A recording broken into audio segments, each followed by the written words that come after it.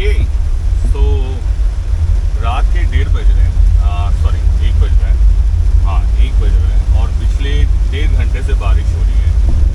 पिछले हफ्तों में या पिछले कुछ दिनों में जो भी बारिश हुई थी वो आधे घंटे की हुई थी, 30 मिनट की हुई थी, 40 मिनट की हुई थी, और उससे कई जगह पे पानी भर गया था।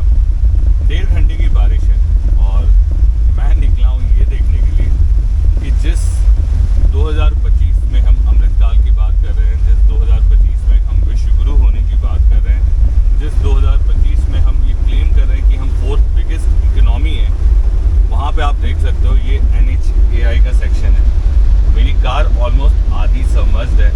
ये नेशनल हाईवे का सेक्शन है। I am not very sure कि पीछे वाला वीडियो आ रहा होगा कि नहीं, क्योंकि बारिश काफ़ी तेज़ है, but this is the state to start with. और अभी मैं हाईवे के सर्विस लेन पे हूँ। देखो बेचारा ब्लिंकिंग वाला इतनी रात में मेहनत कर रहा है। चलो अच्छा है उसने येलो जैकेट पहन रखा है। आई होप कि आपको दिख रहा होगा।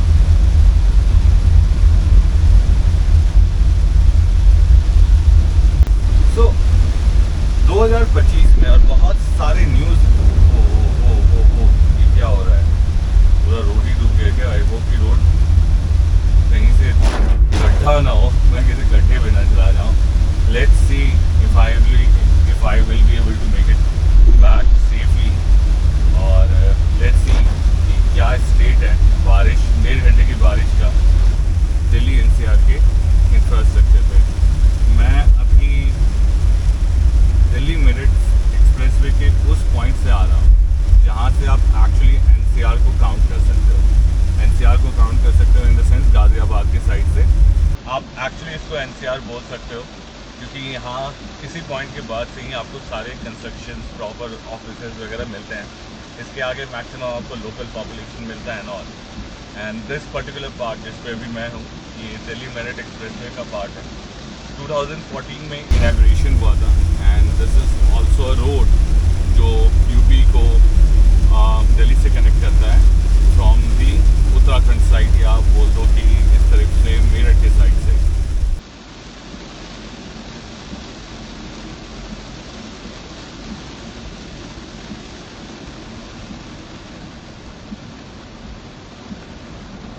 हो ऐसी जगह पे कभी गाड़ी तेज ना चलाएं। देखो बाइक पूरी डूबी गई।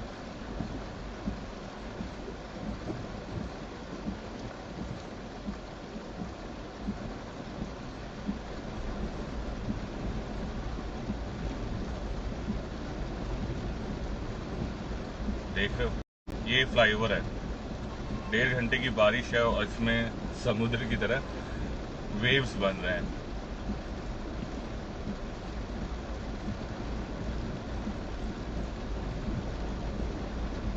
आई होप कि मैं आप फंस ना जाऊं। ये ट्रक क्यों फंस गया भाई साहब?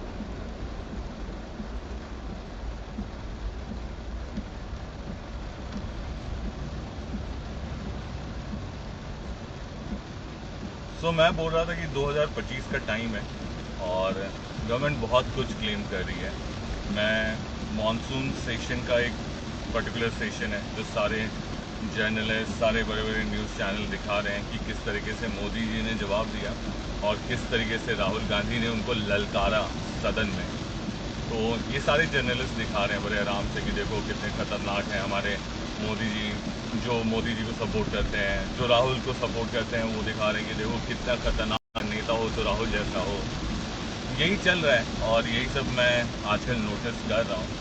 और जब लोगों से बात करता हूँ, पूछता हूँ, आसपास की चीज़ें देखता हूँ, तो हर कोई कंप्लेन कर रहा है कि भैया यहाँ का इंफ्रास्ट्रक्चर कैसा होना चाहिए, कैसा है, कैसा नहीं होना चाहिए और कैसा है, और क्या मिलना चाहिए और क्या मिल रहा है। ये सब पे आजकल सब लोग बात कर रहे होंगे। अगर आप सोशल मीडिया पे एक्टिव हैं तो आप लीला साहू को जानते होंगे। एमपी के एक छोटे से गांव से she got famous viral because simple किया उन्होंने, अपने फ़ोन का सही यूटिलाइजेशन किया, निकाला और अपने आसपास के लोकेशन को दिखाया और सिर्फ एक सिंपल चीज़ डिमांड करी कि भैया यहाँ पे रोड क्यों नहीं है, and then she got viral.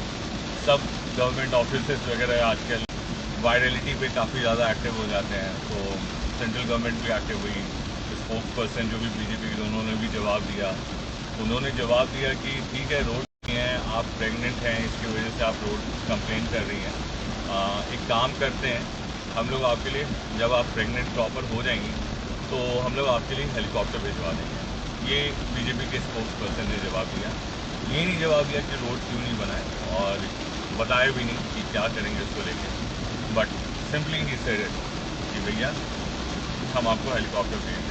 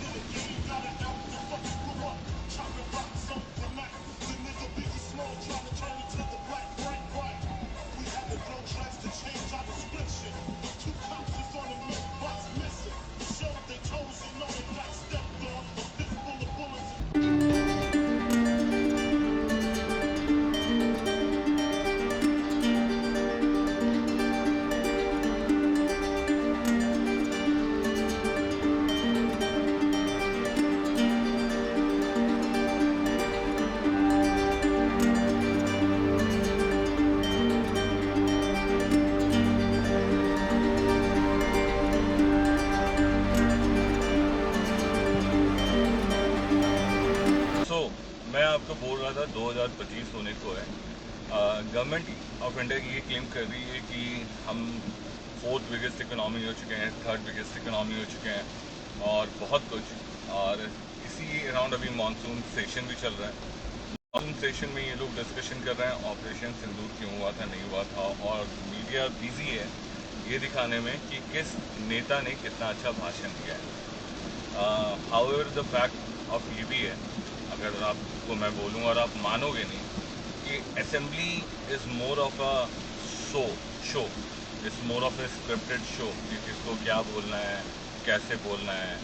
क्योंकि ऐसा तो होगा नहीं कि ये लोग जिस तरीके से एक दूसरे से बात करते हैं, मुझे नहीं लगता। और आपको क्या लगता है, आप बताओ कि ऐसा आपको लगता है क्या कि अगर असेंबली के सेशन में या फिर जैसे न्यूज़ मीडिया में दिखाते होंगे और नॉर्मल लाइफ में ये सारे बीजेपी कांग्रेस वाले मिलते होंगे तो एक दूसरे को बोलते रहते होंगे कि तुम्हारे नेहरू की वजह से ही हुआ, तुम्हारे गांधी की वजह से हुआ, तुम्हारे नाथुराम गोडसे की वजह से हुआ, ये सब नहीं होता होगा। देखो, मैं अभी इसलिए निकला हूँ ना, 1.5 घंटे से बारिश हो रही है, 1 घंटे से बारिश हो रही है। और ये जो स्ट्रेच है दिल्ली मेरिट एक्सप्रेस का, दिल्ली मेरिट एक्सप्रेस का one of the most famous expressway है इंडिया का, obviously because of the 14 lane and most obviously because 2014 के अराउंड नरेंद्र मोदी जी ने इस स्ट्रेच का उद्घाटन किया था। This connects the Delhi from the Ghaziabad side. आप उत्तराखंड से आ रहे हो, मेरठ वगैरह से आ रहे हो, फिर आप यूपी वेस्ट के साइड से आ रहे हो तो आप दिल्ली के साइड से एंटर करो। This is one of the road connecting and one of the stretch which was considered the most, you know, one of the most acknowledged, one of the most technology, one of the most, जिसके बाद space technology वगैरह dialogue वगैरह आया था कि किस तरीके से हम स्पेस टेक्नोलॉजी से रोड बनाते हैं और तो दिल्ली एनसीआर की बारिश इसलिए स्पेशल है। एक तो दिल्ली एनसीआर की बारिश की वजह से आप अभी अगर एयर क्वालिटी चेक करोगे, खासकर बारिश के वक्त चेक करोगे, और मैंने ये लास्ट वीडियो में ही बोला था कि AQI आप बारिश के वक्त में अपना स्क्रीनशॉट लेके रखा करो। AQI जब आप चेक करोगे मैंने तो आपको उसमें ना सारा फैक्टर ग्रीन दिखेगा, सारा फैक्टर ग्रीन दिखेगा, आपका हवा भी ब्रीदेबल लगेगा। आप कोई भी AQI चेक करो, आपको सारे AQI बोलेगा कि ग्रीन है, सब कुछ PM2 ओके है, PM10 भी ओके है, quite breathable, unhealthy for sensitive groups, something like this, but mostly green. आप अगर AQI मैप देखोगे पूरे इंडिया का तो वो मोस्टली ग्रीन ही अभी दिखता होगा। तो बारिश दिल्ली एनसीआर की 3 वजह से स्पेशल है। एक ये, थैंक्स टू दी बारिश, thanks to the Pawan Dev and thanks to the Indradev कि वो मौका देते हैं लोगों को ये समझने का कि जिंदा रहने में साफ हवा बहुत ज़रूरी है। तो बारिश एक चीज़ क्या करती है, वो हवा साफ करती है। दिल्ली एनसीआर की हवा, जिससे लोगों को पता चला कि एयर पोल्यूशन जैसा एक चीज़ होता है और AQI जैसी चीज़ होती है, उसके बाद सब जगह डिस्कशन वगैरह होने लगा। और बारिश पोल्यूशन से एक और साइड फैक्टर, एक और चीज़ आ गया मार्केट में कि भैया पोल्यूशन, बारिश पोल्यूशन एंड पोल्यूशन को कंट्रोल करने के लिए जो गवर्नमेंट अक्रॉस इंडिया ये मेजर लगा रही है कि वो सबको EV में कैसे कन्वर्ट कर दे without providing any government based infrastructure of EV and all, just by saying कि भैया आप EV ले लो and simply by banning all the vehicles and the cars. Actually 1 जुलाई को जो बैन लगाया था गवर्नमेंट ने, दिल्ली गवर्नमेंट ने, because of the social media protest and all, they had to call it off. But twist यहाँ पे है कि 1 नवंबर को again they are going to implement it and that's to across Delhi NCR. That means कि गाजियाबाद में भी होगा, फरीदाबाद में भी होगा, नोएडा में भी होगा, गुड़गांव में भी होगा, दिल्ली में भी होगा, पानीपत, करनाल, सोनीपत, सब जगह होगा। सब जगह जिनकी गाड़ियाँ 10 साल पुरानी डीजल की हो गई है, 15 साल पुराना कार हो गया, वो उनको इम्पाउंड करेंगे। And obviously like I said, government says कि वो ये इसलिए कर रही है क्योंकि पोल्यूशन का एक मेजर फैक्टर कार है। कार अभी रात के 1:30 बज रहे हैं, आपको दिख सकता है कि कितनी गाड़ियाँ आसपास में, और ओहो भाई साहब क्या बदबू आ रहा है। मैं बंद कार में हूँ, मेरे लेफ्ट साइड में आपको ऑब्वियसली नहीं दिखेगा रात के टाइम में, वो गाजीपुर का फेमस लैंडफिल है और उसकी बदबू बंद कार के अंदर आ रही है, जस्ट बिकॉज मैंने वेंट ओपन कर रखा है। अरे नहीं भैया रुक जाओ,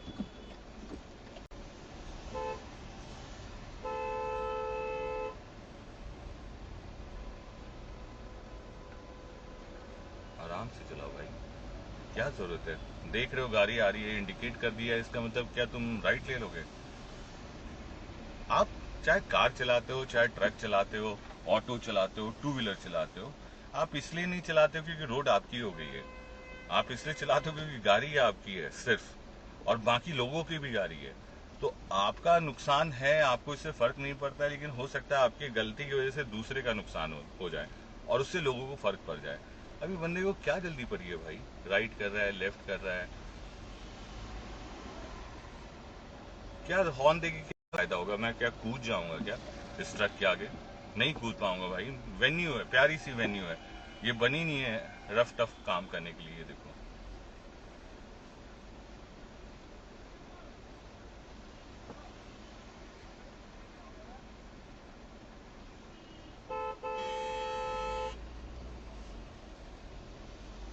पता नहीं किस चीज का कलेक्शन कर रहे हैं, लेकिन कलेक्शन तो कर रहे हैं।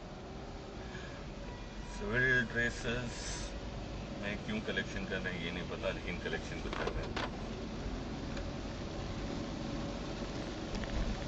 2 घंटे होने आ रही है बारिश को, तो मैं क्या बात कर रहा था, 1 नवंबर को फिर से गवर्नमेंट ने डिसाइड किया है कि वो वापस इम्प्लीमेंट करेगी और across Delhi NCR, that means कि सभी जगह एनसीआर में ही इम्प्लीमेंट होगा और कोई भी गाड़ियाँ जो आपकी 15-10 साल पुरानी है वो सब इम्पाउंड करेंगे। रीज़न सिंपल है कि बाहरी पॉल्यूशन का मेन रीज़न कार है, पैसेंजर व्हीकल। अगर आप मेरे चैनल पे हो तो मैंने बहुत बारी इस पर बोल रखा है, शॉर्ट्स डाल रखा है, वीडियो बना रखा है, अलग अलग जगह बात कर रखा है कि गवर्नमेंट के पास कोई डेटा एज सच है नहीं। टू बी ऑनेस्ट, गवर्नमेंट के पास कोई ऐसा डेटा है नहीं और गवर्नमेंट ने ना ही कोई ऐसा डेटा पब्लिक के साथ शेयर करा है टू सब्सटैंशिएट द फैक्ट कि public vehicle, public passenger cars, utility, I mean public vehicle, passenger car, commercial vehicle are the reason for the pollution. जो डेटा मैंने वर्कआउट करा था ग्रॉक और thanks to ChatGPT and all, because they have the access to different database and all, तो उसके हिसाब से पता चला कि टोटल जो कंट्रीब्यूशन है वो अराउंड मुश्किल से 14% ओवरऑल है। तो 14% के लिए गवर्नमेंट इतना काम कर रही है 14% के पॉल्यूशन को कम करने के लिए, और उसको डायरेक्टली रिलेट कर रही है कि भैया पॉल्यूशन होता है। अगर पॉल्यूशन होता है गाड़ियों से तो गाड़ियाँ अभी भी चल रही हैं, आप देख ही रहे हो आसपास में 1 बजे का टाइम है, गाड़ियाँ अगर अभी इतनी चल रही हैं तो आप इसको इंटू 4 टाइम्स 5 टाइम्स 6 टाइम्स कर लो सुबह के टाइम में। मौका मिलेगा तो मैं आपको, आप अगर दिल्ली एनसीआर में हो तो आपको ट्रैफिक का पता है। यहाँ पे ये फेमस स्ट्रेच है जो इंद्रप्रस्था निकलता है, तो यहाँ पे भी जाम ही होता है जनरली सुबह के टाइम में। और तो गाड़ियाँ चल रही है, बट AQI जो अभी है वो ग्रीन हो रहा है क्योंकि गवर्नमेंट ये बोल रही है कि गाड़ियों की वजह से पोल्यूशन हो रहा है। फेयर एनफ, आप मॉनसून सेशन चल रहा है, उसमें मोदी जी का एक मैं भाषण सुन रहा था ऑपरेशन सिंदूर को लेके। अपने PM को लगता है कि उन्होंने एक सक्सेसफुल ऑपरेशन कर दिया, एक बहुत सक्सेसफुल ऑपरेशन सिंदूर किया। जहाँ से मैं देखता हूँ एज ए नॉर्मल पर्सन, मैंने ऑपरेशन सिंदूर का साइन बोर्ड देखा है, मैंने ऑपरेशन सिंदूर का न्यूज़ देखा है कि पाकिस्तान पे इंडिया ने अटैक किया था एंड ऑल। मैंने ऑपरेशन सिंदूर का ये देखा था कि वो पानी रोकने वाले हैं, नो फर्दर अपडेट कि वो पानी रुका है कि नहीं रुका है। बट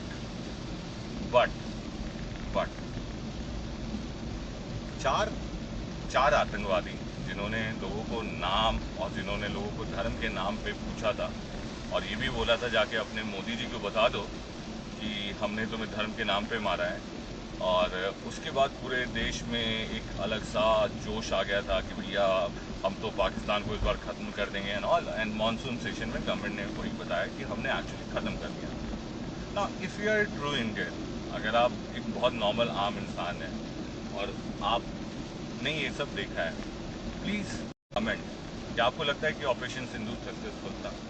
मैं क्यों बोल रहा हूँ ना, मैं क्यों आपको कमेंट करने बोल रहा हूँ ना, और रीज़न बोल रहा हूँ और मैं ये सब क्यों बोल रहा हूँ। हम लोग के जो रिप्रेजेंटेटिव्स हैं, जो MP हैं, MLA हैं, चाहे वो रूलिंग पार्टी में या अपोजिशन पार्टी में, बहुत कुछ ऐसा डिस्कस कर रहे हैं जिसकी वजह से हमारी लाइफ में बहुत सारे चेंजेस या इम्पैक्ट आते हैं। However, because of many reasons, हम डिफरेंट स्टार्टा से आते हैं, डिफरेंट बैकग्राउंड से आते हैं, और मैक्सिमम टैक्स पेयर की लाइफ में एक स्ट्रगल ये है कि उसको सुबह उठना है, शाम को घर वापस लौटना है ताकि अगेन वो दूसरे दिन सुबह उठ सके, ताकि वो घर पे कुछ कमा सके, और कमा के चाहे ना चाहे उसको टैक्स देना ही पड़ता है। डायरेक्ट टैक्स देता है, इनडायरेक्ट टैक्स देता है, सेल्स टैक्स देता है, GST देता है, जो भी टैक्स देता है गवर्नमेंट, जो भी ईमानदारी से आज के डेट में काम कर रहा है उन सब को टैक्स देना पड़ता है। अब मैं ऐसे उन सभी लोगों से पूछता हूँ, अगर आप अपने आप को ईमानदार सोचते हैं या आप उन लोगों में से हैं जिनके पास चॉइसेस नहीं है और टैक्स दे रहे हैं विदाउट चॉइस, एंड आप उन लोगों में से हैं जो टैक्स दे रहे हैं विद चॉइस, जो भी हैं, अगर आप टैक्स पेइंग सिटीजन हैं, आपसे मैं सवाल पूछता हूँ, क्या आपको लगता है कि ऑपरेशन सिंदूर 2.0 जो भी इन्होंने नाम दिया था सक्सेसफुल था? क्या आपको लगता है 26 लोग जो मरे थे और उसके पीछे 4 लोग जो आतंकवादी नहीं पकड़े गए अभी तक, डजंट इट सेज कि इट वाज नॉट सक्सेसफुल? आप 4 आतंकवादियों को नहीं पकड़ पा रहे हो। और मैं इसलिए क्यों बोल रहा हूँ ना, कल परसों मैंने एक न्यूज़ देखा जिसमें ये डिसाइड किया गया है कि 14 सितंबर को इंडिया और पाकिस्तान का क्रिकेट मैच खेलेंगे। I mean, look at the sensitivity of the government. Government monsoon session में डिस्कशन कर रही है कि हमारा ऑपरेशन बहुत सक्सेसफुल हुआ, हमने पाकिस्तान को सिखा दिया है और दिखा दिया है कि भैया अगर तुम कुछ करोगे ना हम तुम्हारी लेनी देनी कर देंगे। और साथ में एक मैच भी डिसाइड हो जा रहा है जो 14 सितंबर को होने वाला है। पता नहीं, I mean, पता नहीं, it simply shows the insensitivity of the government. It simply shows the insensitivity of everyone who is part of the citizen, who is part of this system. कोई बोलने वाला नहीं है फॉर में, कोई बोलने वाला नहीं है अगेंस्ट में। गवर्नमेंट को सिंपली एक स्टेटमेंट दे देना है एंड दैट्स इट। हो गया, वो डन एंड डस्टेड हो गया। अब उस पर कोई डिस्कशन नहीं है, कुछ भी नहीं है। And here we are in 2025 as a normal tax paying citizen. आप इस तरह की बारिश में घर लौट रहे हो, मैंने 2-3 गाड़ियों की फोटो ली है और 2-3 जगह फोटो लिया है। इस तरह की गाड़ी रोड पे निकल रहे हो, एक मर्सिडीज वाला फंसा हुआ था, अच्छी गाड़ियां ही फंसी, जो कोई भी फंस सकता है। जिसको ये नहीं समझ में आता है कि रोड के बीच में पानी हो सकता है, जिसको ये लगता है कि गवर्नमेंट इतनी ईमानदारी से काम कर रही है कि वो इंश्योर करेगी कि इंफ्रास्ट्रक्चर दे रही है एटलीस्ट दिल्ली एनसीआर में, तो वो ऐसा इंश्योर करेगी कि भैया रोड पे पानी तो मत जमा करो। और जब दिल्ली एनसीआर जैसी जगह में ऐसी हालत है जहाँ पे हाईवे पे, नेशनल हाईवे पे समंदर बना हुआ है, नदियां बनी हुई हैं, वो भी आप सोचो, मैं अभी तो एक ऐसे पार्ट पे हूँ जो एक्सप्रेसवे को बिलोंग करता है, इस पर टोल लेती है गवर्नमेंट, उसको बिलोंग करता है और उसकी ऐसी हालत है। And just imagine the situation around. आप आए दिन न्यूज़ देखते होगे, मेरा आपको ये बताने का नहीं था कि दिल्ली एनसीआर में फिर से पानी भर गया, आप आए दिन न्यूज़ देखते होगे। और जब आप थोड़ा सा इसको डिग डीपर करोगे तो back 10 years back, 20 years back, 30 years back, Delhi NCR हमेशा पानी में डूबता रहा है, हमेशा पानी में डूबता रहा है। वन फॉर द रीजन, काफ़ी लो लाइंग एरिया है, हिली एरिया है, तो कहीं देयर इज कहीं काफ़ी ज़्यादा हाइट है, कहीं कम हाइट है, तो लो लाइंग एरियाज में पानी जम जाता है। बट 30 साल हो गए, 78 साल हो गए आज़ादी को, और 30 साल हो गए, 20 साल नहीं हो गया, 78 साल हो गए आज़ादी को, देश को, और देश का राजधानी दिल्ली अगर आज के डेट में भी डूब रहा है ना, तो ये सवाल हमारा ये नहीं होना चाहिए कि पानी क्यों भर रहा है या फिर क्यों भर रहा है, क्या पानी क्यों भर रहा है या फिर बाढ़ क्यों आ रही है दिल्ली एनसीआर जैसे जगह में या दिल्ली जैसे जगह में। सवाल ये होना चाहिए कि आपने 78 साल में किया क्या किया आपने क्या किया।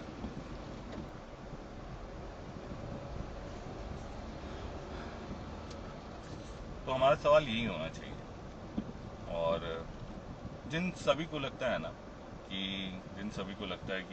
यू नो हम विश्व गुरु बन गए हैं, हम बहुत ही high above in the country, high above developing हो गए हैं, हम बहुत ज़्यादा पावरफुल हो गए हैं। चेक अराउंड, हर जगह बारिश आती है, हर जगह बाढ़ आता है। मैं नहीं बोल रहा हूँ कि दिल्ली एनसीआर अछूता है या फिर दिल्ली एनसीआर में ही ऐसा हो रहा है, हर जगह ऐसा होता है। बट लुक एट दी उसके बाद पोस्ट इफेक्ट, आप उसके बाद पोस्ट इफेक्ट, ऑब्वियसली एक साथ बहुत सारा पानी आ जाएगा, कहीं जम जाएगा, बट जहाँ पे डेवलपमेंट बोल की चीज़ है वहाँ पे ड्रेनेज है, तो जहाँ पे ड्रेनेज नहीं है वहाँ पे डेवलपमेंट नहीं है, एज सिंपल एज दैट। और जहाँ पे पानी जम रहा है वहाँ पे ड्रेनेज नहीं है। तो 2025 में आप अपने आप को 4th बिगेस्ट इकोनॉमी बता रहे हो। एक मिनट भैया, कोई मत जाना, बस हमें अपने सवाल सही करने होंगे। प्रॉब्लम ये नहीं है कि सवाल हमारा गलत है, हमारा सवाल सही नहीं है। गलत तो अलग चीज़ होती है, गलत बहुत कुछ। प्रॉब्लम ये नहीं है कि हम सवाल पूछ नहीं रहे हैं, हम सवाल पूछ भी रहे हैं और हम गलत सवाल पूछ रहे हैं। हमें एक्चुअली दिल्ली या एनसीआर में रहने वालों लोगों को खासकर, और किसी भी मेट्रो में रहने वालों को, आप मेट्रोज़ में आते हो, आप अपने घर को छोड़ के आते हो, मैक्सिमम मेट्रोज़ में रहने वाले लोग बाहर से ही आते हैं ऑब्वियसली, क्योंकि सारी जॉब यहाँ पर ही है, तो सब लोग यहीं आएंगे। फिर आप इतने महंगे लाइफ स्टाइल को यहाँ पे आप बेयर करते हो, महंगे रेंट देते हो या फिर आप फ्लैट लेते हो, आप इतना सारा रेवेन्यू जनरेट करते हो आके यहाँ पे, और उसके बावजूद भी अगर आपको बेसिक चीज़ें नहीं मिल रही हैं ना, बेसिक चीज़ नहीं मिल रही हैं 2025 में, जब हम अपने आप को क्लेम कर रहे हैं फोर्थ, थर्ड एंड न जाने कौन सी इकनॉमी, और मेनी रीजन अब कौन सी इकनॉमी हम अपने आप को कर रहे हैं, बट हम कर रहे हैं।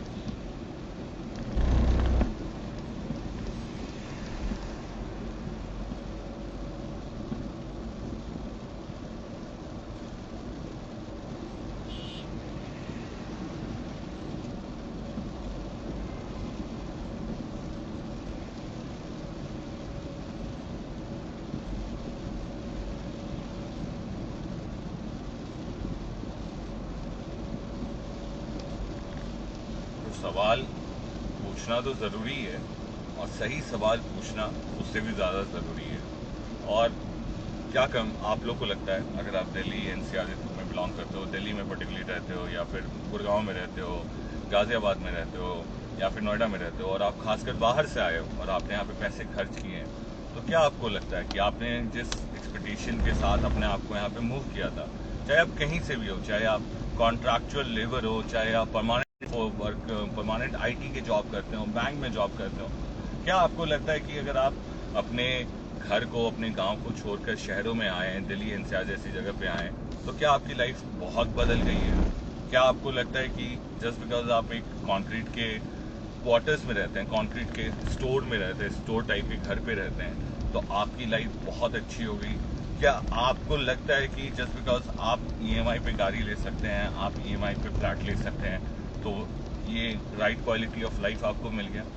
Just because you have a car now, you have a fridge now, you have AC now, you have mattress now, you have everything which is materialistic and which you can buy and afford on EMI, everything.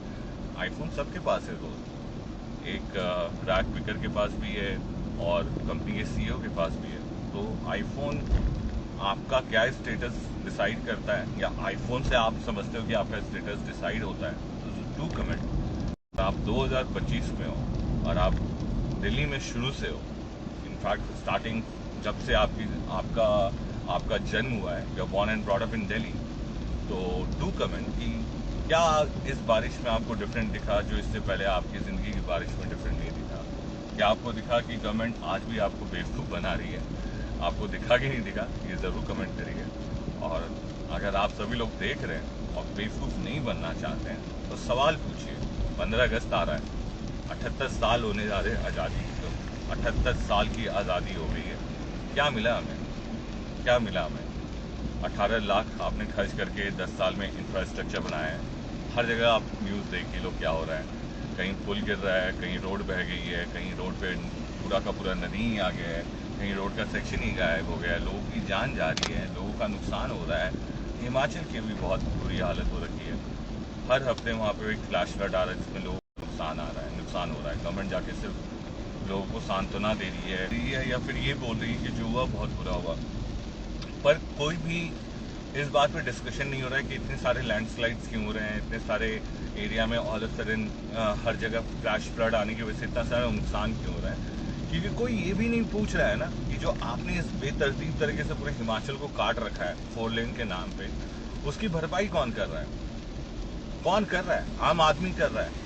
आपके 10 लाख 25 लाख से अगर उस आम आदमी की ज़िंदगी वापस restore हो जाती है, उसका घर वापस बन जाता है, उसकी लाइफ वापस आ जाती है, खुदा ना खास्ता अगर आप वो है जिनके घर में किसी का नुकसान हुआ और जिनकी किसी का जान माल गई हो, किसी की जान गई हो इस आंधी तूफान या इस बारिश की वजह से और इस इंफ्रास्ट्रक्चर के फेलियर से, तो फिर आपको ये सवाल पूछना चाहिए। 78 साल की आज़ादी हो गई हमारी, क्या मिला हमें? क्या मिल रहा है हमें? और 2047 की बात कर रहे हैं? Seriously? Wow, just wow. You could try to play, but you're never gonna beat me. Look the other way, what I'm doing ain't easy. Bloody hands stained from the people who deceive me. Muddy hands break through the chains, go free me. Looking for change, looking for pain. Pulling a mob, pushing a train. I'll never stop, stick to a lane. Pick up the pieces and go rearrange. I'll be the best above all the rest, put me to the test, and expect nothing less, you check as I'm chess, what's happening next, yeah. He got the venom, a tangible weapon, no coming in second, this life is a lesson. He got a new engine from pain, that's a blessing, new focus, no guessing, just bold and obsession, all in his possession. You got their attention, I'll leave an impression and take a redemption, just kill no discretion, your mind is a weapon. 11-11, it's time for progression, You could try to play it, but you're never gonna beat me. Look the other way, what I'm doing ain't easy. Bloody hands stained from the people who deceive me. Muddy hands break through the chains, go free me. People like sheep move feet, hurt it easy. You don't wanna be fast asleep when they scheming. Better stand tall, ready for a fight, believe me. When they try the chains, you can say no, free me. So he's been looking for somebody who could save him.